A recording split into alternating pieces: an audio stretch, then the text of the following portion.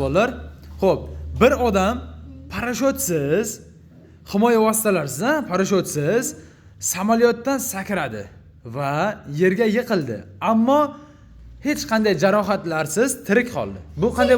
Somon bo'lgan pastda. Pastda samon bo'lgan. Samon ustiga sakragan, ha? Xato. Nima desam, Mustafa?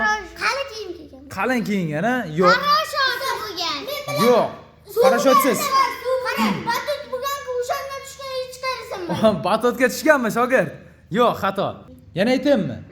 Bir odam parashyutsiz samolyotdan sakradi, yerga yiqildi.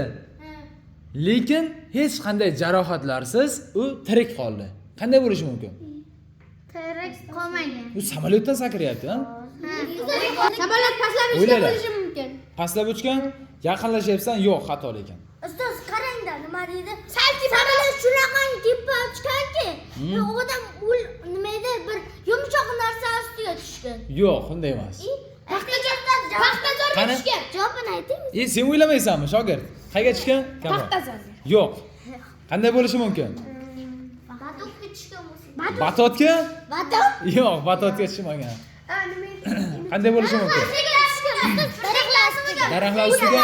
Yo'q. Ustiga tushgan, o'tilardi, hech qayerga. O'tlarni ustiga tushgan va tirik qolgan, ha?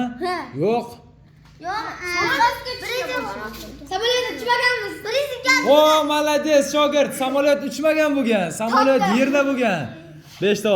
To'ppa to'g'ri javob aytdi. Ya'ni samolyot uchmagan bo'lgan.